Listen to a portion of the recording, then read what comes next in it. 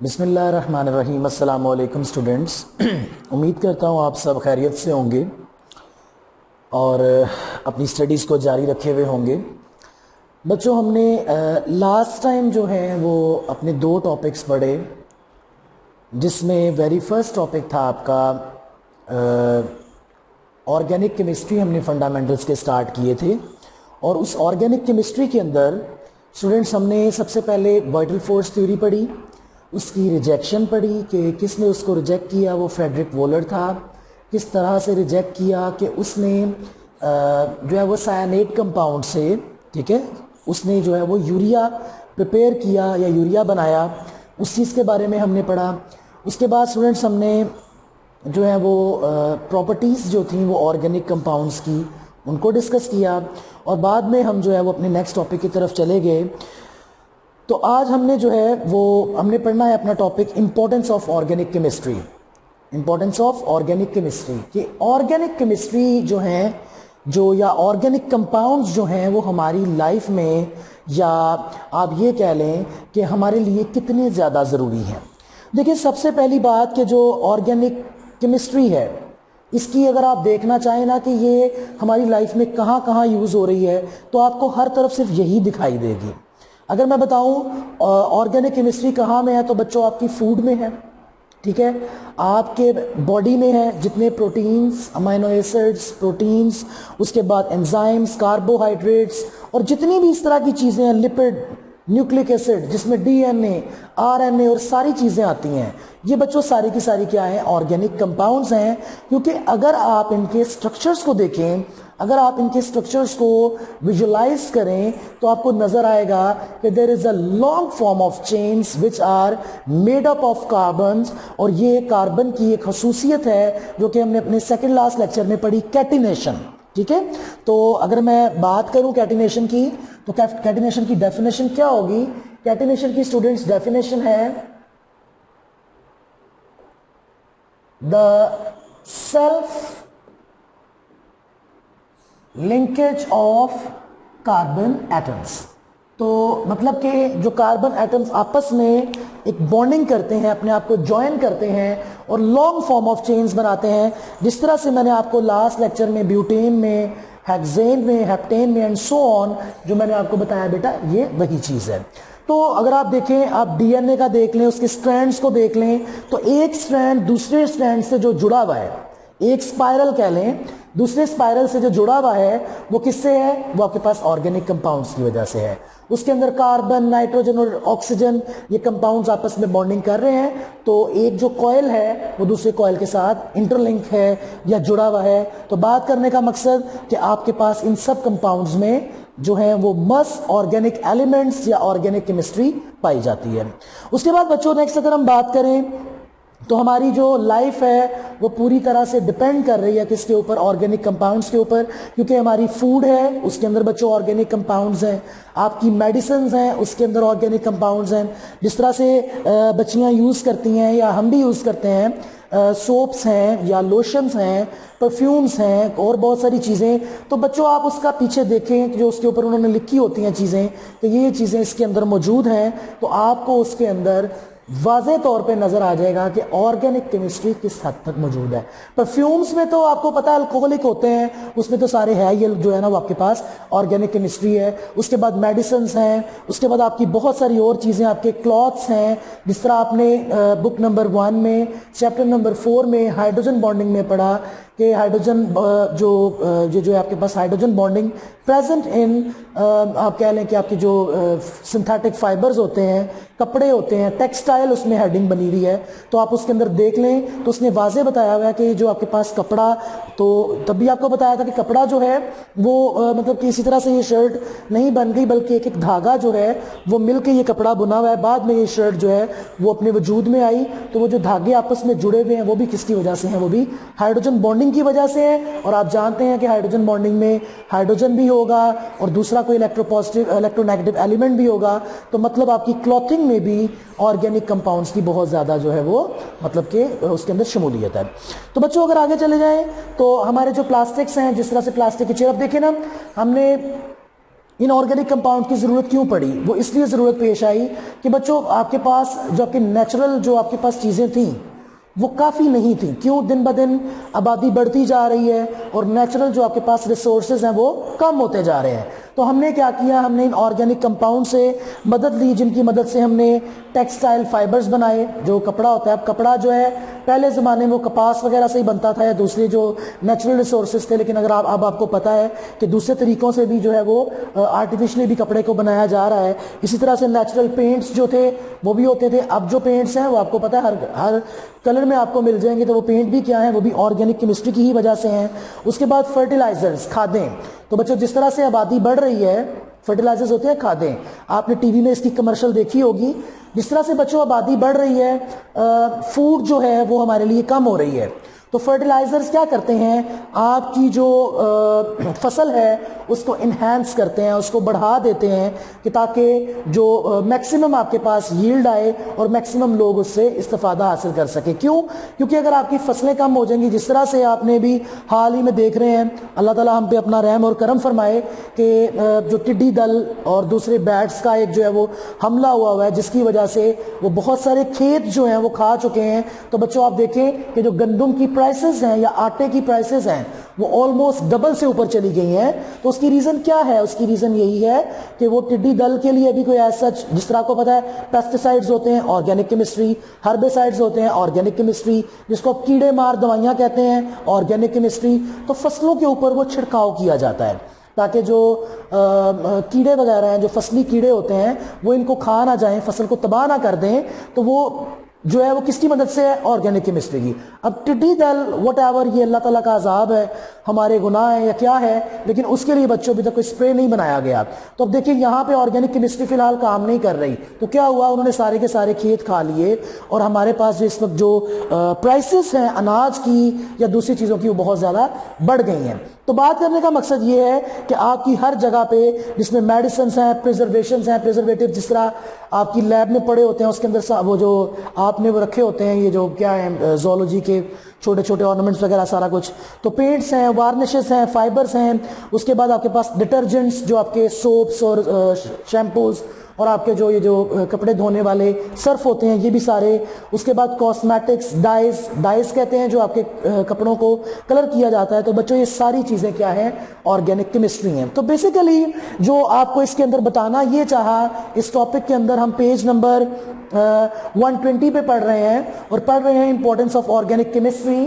तो बच्चों मैंने आपको एक्चुअली बताना ये चाहा कि कितनी इंपॉर्टेंट है ऑर्गेनिक केमिस्ट्री और आप कितना इंपॉर्टेंट सब्जेक्ट जो है वो पढ़ने जा रहे हैं और कितने इंपॉर्टेंट टॉपिक आप जो है वो पढ़ने जा रहे हैं।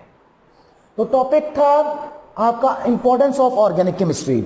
आज जो हमने अभी चीज स्टार्ट करनी है वो बच्चों है आपके पास sources of organic compound, sources of organic compound. ठीक है जी, कि सोर्स क्या है, हमें ये कहां से हासिल हो सकते हैं, हम इनको कहां से हासिल करते हैं। तो बच्चों सबसे पहली बात जो है वो आपके पास ये है कि जो आपके पास ऑर्गेनिक जो कंपाउंड्स हैं, ये आपके पास ये सारे पेट्रोल है, पेट्रोलियम जो होता है जिसमें आपके पास डिफरेंट फ्रैक्शंस आ जाती हैं, डीजल आ जाता है, पेट्रोल आ जाता है, उसके बाद कैरोसिन ऑयल आ जाता है, सारी चीज़ें। उसके बाद कोल है, कोल मींस कोयला। अगर आप अभी भी फॉर ऑफ प्लेसेस पे चले जाएं तो वहाँ पे लकड़ी का ही इस्तेमाल है, जहाँ पे मतलब कि अभी तक गैस जो है वो पहुँच नहीं पाई, वहाँ पे अभी भी लकड़ी जलाकर या फिर दूसरी चीज़ें इसी तरह की उनकी हेल्प से जो है वो लोग गुजर बसर कर रहे हैं, अपना खाना बना रहे हैं और बाकी मामलात ज़िंदगी जो है उनको जो है वो फेस कर रहे हैं। उसके बाद स्टूडेंट्स नेचुरल गैस जो आपके घरों में आ रही है, सुई गैस, ये है आपके पास। तो ये इनके रिजर्वियर्स हमारे पास मौजूद हैं, बहुत बड़े ज़खायर मौजूद हैं ऑर्गेनिक कंपाउंड जहाँ से हासिल होता है। तो बच्चों इनको क्या कहा जाता है? Fossil fuels. ये आप अपनी पिछली क्लास में भी पढ़ चुके हैं। फॉसिल फ्यूल्स, फॉसिल फ्यूल मतलब कि इसको आप कह सकते हैं कि ज़मीन में दबा हुआ ईंधन होता है, ठीक है, जिसमें कोयला आ जाता है और वो कैसे बनता है वो हम बाद में बात करेंगे। तो ये आपके पास फॉसिल फ्यूल्स हैं और ये लॉन्ग पीरियड ऑफ टाइम से जो है वो आपके पास जो है वो आप इनको हासिल कर रहे हैं और इनका ये किस तरह से वजूद में आते हैं उनकी हम बात करें अगर, तो सबसे पहले हम स्टूडेंट्स बात करेंगे कोल की। कोल, जो कि आपके पास क्या होता है, जिसको कहा जाता है कोयला। तो बच्चों अगर हम अपनी बुक को फॉलो करें तो हमारी बुक क्या बताती है कि ये माना जाता है कि कोल जो है वो कुदरती तौर पे पाया जाता है। और किस तरह से कि जो आपके पास दरख्त हैं, पौधे हैं, आपको ये भी बताता चलूं कि आपके पास जितने ट्रीज हैं बच्चों, ये जितने जमीन के ऊपर हैं, ये एक कहावत में भी आ जाता है कि तुम जितने जमीन के ऊपर उतने नीचे हो। लेकिन दरख्त की क्या होती हैं, शाखें होती हैं, ये जमीन के अंदर दूर दूर तक फैली हुई होती हैं। जिस तरह आपके कॉलेज में एक सेंटर में एक बड़ा सा ट्री है, तो मेरे ख्याल से अगर आप उसको उसकी जो शाखें हैं उसकी तरफ जाएं तो माइट पॉसिबल वो पेरिस रोड तक पहुंची हुई हों। ठीक है। अब ऊपर से ये होता है कि समटाइम हम दरख्त को, ट्री को काट देते हैं, या वो टूट जाता है या सड़ जाता है, वट एवर द केसेस, तो नीचे वाली जो लकड़ी है, जो नीचे शाखें हैं बच्चों, वो जमीन के अंदर ही रह जाती हैं। और उनके ऊपर जमीन के अंदर जो है एक्शन होता रहता है, बैक्टीरियल एक्शन होता रहता है, केमिकल एक्शन होता रहता है, प्रेशर पड़ता रहता है, टेम्परेचर पड़ता रहता है, और वो कन्वर्ट होना शुरू हो जाती हैं, डिफरेंट प्रोसेसेस से गुजरना शुरू हो जाती हैं, और आहिस्ता आहिस्ता उनकी फॉर्म चेंज होती जाती है। जिस तरह मैं बात करूं तो मैं इधर लिखता हूं वुड, क्या लिखता हूं मैं, वुड। ठीक है। तो बच्चों वुड जो थी ये क्या थे, ये आपके पास थे जी डेड प्लांट्स थे। ठीक है जी, ये आपके पास थे डेड प्लांट्स, डेड प्लांट्स और ट्रीज कह ले। तो बच्चों ये जमीन के नीचे है। ओके। तो इसके ऊपर बैक्टीरियल और केमिकल एक्शन जब हुआ तो वुड आपकी कन्वर्ट हो गई किसके अंदर, पीट के अंदर। तो ये जनाबे वाला आ गई जी पीट। किस तरह से, बैक्टीरियल एंड केमिकल एक्शन की वजह से। ओके बच्चों, अब पीट में कन्वर्ट हो गई। अब इसके ऊपर हाई टेम्परेचर और हाई प्रेशर जब अप्लाई हुआ तो ये चली गई बच्चों लिग्नाइट में। ठीक है। तो हम लिखेंगे high temperature and high pressure. Okay. तो बेटा ये चली गई किसके अंदर, लिग्नाइट के अंदर। ओके। और नेक्स्ट जब इसके ऊपर फर्दर प्रेशर जो है वो एक्सर्ट होता रहा तो लिग्नाइट चला गया बिटुमिनस कोल के अंदर।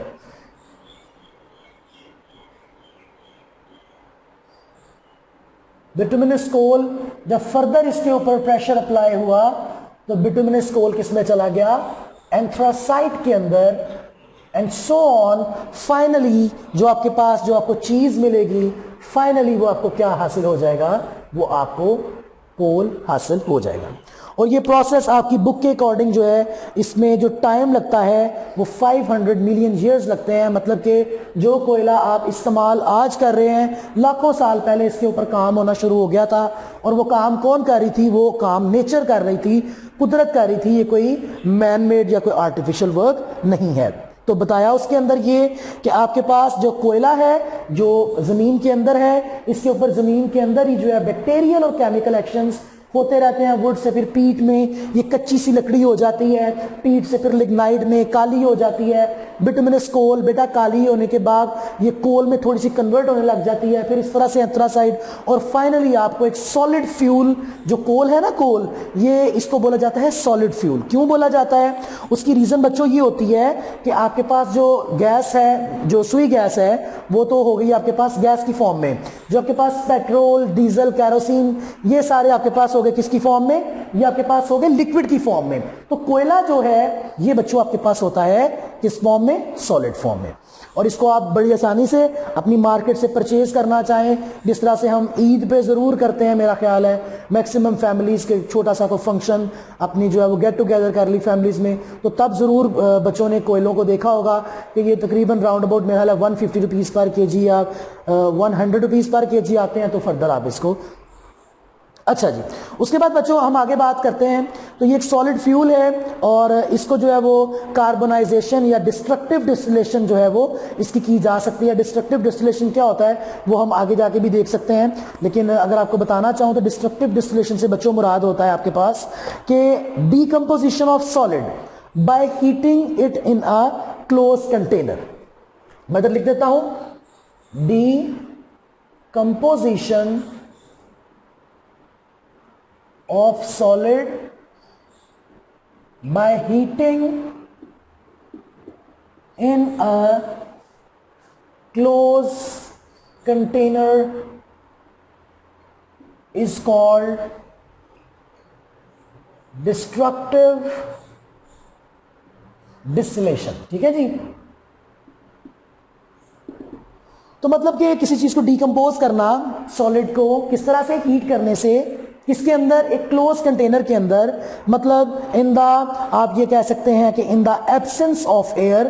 क्लोज कंटेनर इसीलिए यूज किया जाता है ना, जिस तरह आप लोग घरों में देखते हैं, और मेरा ख्याल है आजकल छुट्टियों में आपकी कोई ड्यूटी भी होगी इस तरह की कि खाना बनाओ, तो आप यूज करते हैं ये प्रेशर कुकर। तो ये बेटा क्लोज कंटेनर है। ठीक है।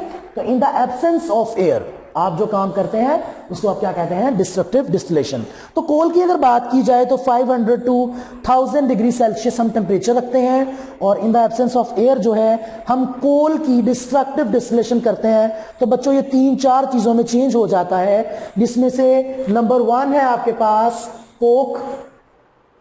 ओके, ये पीने वाली नहीं है, कोक।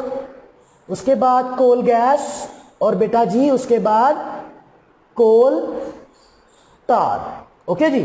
ये कोक, जो आप कोक पी रहे हैं, जो आपका सॉफ्ट ड्रिंक है, वो उसका नाम भी इसलिए रखा गया क्योंकि उसका कलर कोयले का है और रिजेम्बलेंस थी, और ये चीज है।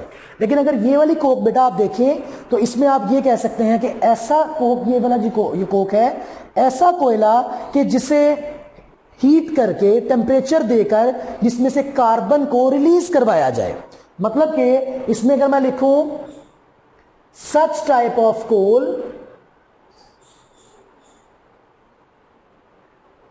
from which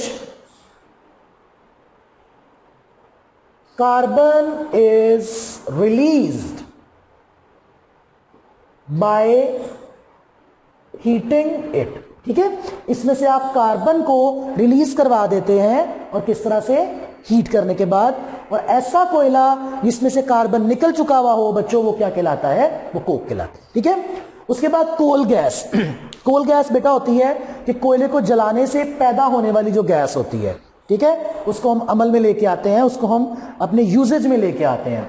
और कोल टार, तो ये भी आपने देखा हुआ है बच्चों, ये जो लुक पड़ती है रोड पे ना, रोड बन रही हो तो नीचे उसके वो जो भी पत्थर या पत्थरी या जो भी उन्होंने डालना हो वो डाल के, तो उसके ऊपर एक ब्लैकिश सा, एक थिक सा, विस्कस सा जो है वो लिक्विड फेंका जाता है, वो होता है कोल टार। तो ये आपके पास बेसिकली वो चीज है। तो कोल टार को अगर आप देखें, उसको अगर आप स्टडी करें तो उसके अंदर डिफरेंट फ्रैक्शंस की जो है वो चीजें होती हैं। खैर वो हम उसके बारे में बात नहीं करेंगे।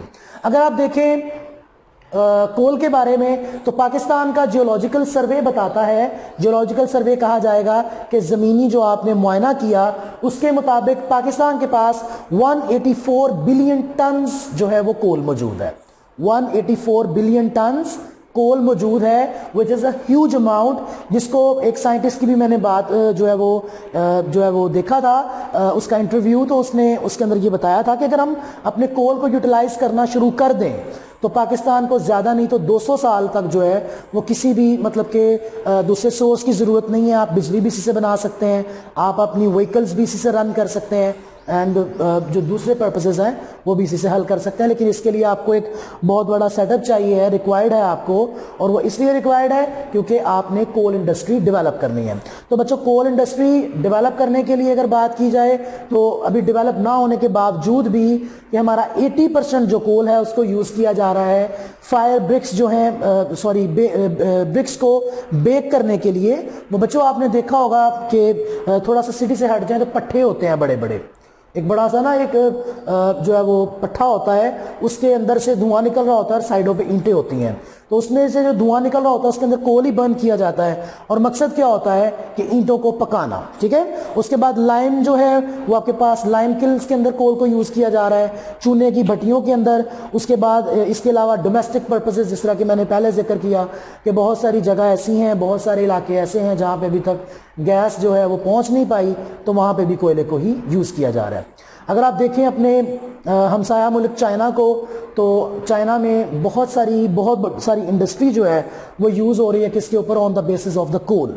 ठीक है। तो वो कोल को यूटिलाइज कर रहे हैं, तो इसीलिए यूटिलाइज कर रहे हैं ताकि वो अपने खर्चों को कम कर सकें, अपने मुल्क को जो है वो बेहतर हालत में लेके जा सकें। तो अगर हम अपने मुल्क की तरफ आए तो हमारी गवर्नमेंट भी जो है वो कोल इंडस्ट्री डेवलप करने की कोशिश कर रही है, जिसमें सिंध जो है, सिंध अथॉरिटीज़ जो हैं, या मिनरल जो डेवलपमेंट है, पंजाब है, बलोचिस्तान, NWFP जो नॉर्थ वेस्ट फ्रंटियर आपके पास साइड है, ये जो प्रोविंस है, ये सारे कोशिश कर रहे हैं कि हम जो है वो कोल के जो है इसको यूटिलाइज करें, इसकी इंडस्ट्री बनाएं, और ताकि हम इसको यूज़ कर सकें। और जो पेट्रोल हम दूसरे मुल्कों से ले रहे हैं या फिर जो हम बिजली जो हम बना रहे हैं जो इतनी कॉस्टली है, और गर्मियों में बहुत ज़्यादा आपको पता है कि लोड शेडिंग भी होती है due to shortage of electricity, तो वो हम इसी से ही जो है वो प्रिपेयर करें, इसी से बनाएं।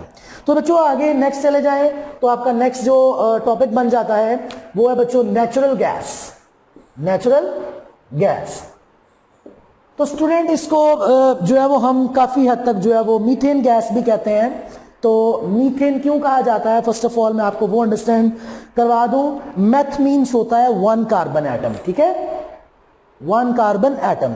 और एन आपने मैट्रिकुलेशन में भी पढ़ा और आपने इंटर में भी पढ़ा हुआ है 1 के अंदर। एन मीन्स सिंगल बॉन्ड, मतलब कि कार्बन जो है वो 4 बॉन्ड बनाता है, और चारों बॉन्ड वो किसके साथ बना रहा है, हाइड्रोजन के साथ, और वो चारों बॉन्ड सबसे मेन बात सिंगल हैं। तो इसका ये तो मैंने स्ट्रक्चरल फॉर्मूला बनाया, क्योंकि ये ओपन फॉर्म है, तो मैं CH4 लिख दूं अगर, जो कि इसका मॉलिक्यूलर फॉर्मूला है, तो ये क्या होती है, मीथेन कहलाती है। और ये अपनी नेचर में गैस है, इसलिए हम इसको क्या कहते हैं, मीथेन गैस। नेचुरल गैस एक बहुत इंपॉर्टेंट और बड़ा ज़बरदस्त सोर्स है, स्पेशली उन कंट्रीज़ के लिए जिसमें हम आते हैं, पाकिस्तान, जो कि अभी अंडर डेवलप कंट्रीज़ हैं, ठीक है, मतलब कि पसमानदा तो नहीं कहेंगे, लेकिन तरक्की कर रही हैं, अभी तरक्की की राह पे गामजन है। तो यहाँ पे आपके पास जो है वो ऑयल और कोल भी मौजूद नहीं है, हमारे पास इसके अपने ज़ाहिर है सच नहीं है। तो हमारे पास इधर जो आपको पता है कि सुई के मुकाम से जो है वो गैस निकल रही है, इसीलिए उसको सुई गैस का नाम दे दिया गया। हमारे पास ये गैस मौजूद है और हम इसको यूज़ कर रहे हैं। तो बच्चों ये मिक्सचर है किसका, लो बॉइलिंग हाइड्रोकार्बन्स का। अब यहाँ पे वर्ड जो है लो बॉइलिंग हाइड्रोकार्बन, आपको पता है कि कुछ चीज़ों का बॉइलिंग पॉइंट ज़्यादा होता है, कुछ चीज़ों का बॉइलिंग पॉइंट कम होता है। जिस तरह से आप देखें तो आपके पास अल्कोहल्स हैं, उनका 35 भी बॉइलिंग पॉइंट है, लेकिन अगर आप वाटर को ले लें तो वाटर का बॉइलिंग पॉइंट 100 है। तो इस तरह से डिफरेंट चीज़ों के डिफरेंट बॉइलिंग पॉइंट्स हैं। तो बच्चों अगर हम बात करें लो बॉइलिंग हाइड्रोकार्बन्स की, तो hydrocarbons mean, hydro mean hydrogen, carbon mean carbons, मतलब कि such type of compounds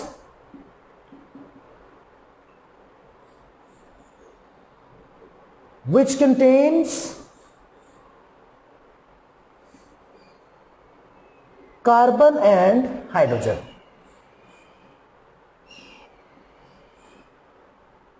carbon and hydrogen, तो ऐसे कंपाउंड्स, लेकिन वो कार्बन और हाइड्रोजन या हाइड्रोकार्बन्स ऐसे होने चाहिए कि उनका जो बॉइलिंग पॉइंट है वो कंपैरेटिवली लो हो, क्योंकि बहुत सारे कंपाउंड्स ऐसे हैं जिनका बॉइलिंग पॉइंट हाई होता है। तो पाकिस्तान में जो गैस है ये सस्ती भी, आपको पता है, आपके घरों में जो आम तौर पे जो आपके पास बिल आता है आम तौर पे वो 200, 400, 300, लेकिन कंपैरेटिवली इलेक्ट्रिसिटी के वो बहुत ज़्यादा कम, इलेक्ट्रिसिटी का बिल जो है वो कंपैरेटिवली ज़्यादा होता है। तो इसीलिए उसने कहा कि ये इस तरह के मुल्कों में सस्ती है, क्योंकि ये हमारे अपने मुल्क से निकल रही है। तो बच्चों इसको जो है वो यूज़ किया जा रहा है पावर जनरेशन के लिए। जिस तरह से आप अपने घरों में गर्मियाँ आ गई हैं, आप जनरेटर को जो है वो गैस पे करवा लेते हैं, गैस किट लगवा के। इसी तरह से जो आपके पास पावर जनरेटिंग जो आपके पास अथॉरिटी है या आपके पास जो वो यूनिट है, उधर भी गैस को यूज़ किया जा रहा है ताकि उससे इलेक्ट्रिसिटी को जनरेट किया जा सके। उसके बाद बच्चों सीमेंट जो इंडस्ट्रीज हैं उनके अंदर भी गैस को यूज़ किया जा रहा है, क्योंकि उसमें एक प्रोसेस होता है कि इसको हीट करना पड़ता है सीमेंट को प्रिपेयर करने के लिए। तो सीमेंट को प्रोड्यूस करने के लिए, प्रिपेयर करने के लिए, बनाने के लिए जो उसको हीटिंग प्रोसेस है, वो जो हीट है, अब हीट आपने जो आग देनी है उसको डिफरेंट तरीकों से चलाई जा सकती है। तो आप जो उसके अंदर जो प्रोसेस यूज़ कर रहे हैं वो किसका यूज़ कर रहे हैं, सुई गैस का यूज़ कर रहे हैं। और उसके बाद आपके पास बहुत सारी फर्टिलाइजिंग इंडस्ट्रीज़ हैं जहाँ पे आपको आग चाहिए होती है, तो आप इनको यूज़ कर रहे हैं इसी गैस को। उसके बाद डोमेस्टिक में तो ये यूज़ हो ही रहा है। तो आपके पास जो है ये नेचुरल गैस, तो इसका ये यूज़ इसने बताया कि ये चीप है उसके बाद बच्चों ये हमारे जैसे मुल्क जहाँ पे अभी जो है वो तरक्की उतनी नहीं है, हमारे लिए बहुत फ़ायदेमंद है। उसके बाद ये आपके पास जो है वो बहुत सारे एरियाज़ में डोमेस्टिक या बहुत सारी फील्ड्स में सीमेंट इंडस्ट्री, उसके बाद जो है आपके पास पावर जनरेशन यूनिट्स, इन सब के अंदर वो यूज़ हो रही है, तो ये आपके पास इसका यूज़ आ गया। उसके बाद बच्चों हम अपने आज सोर्सेज ऑफ ऑर्गेनिक कंपाउंड्स के लास्ट टॉपिक की तरफ चलते हैं, जो कि है आपके पास पेट्रोलियम, मतलब कि पेट्रोल।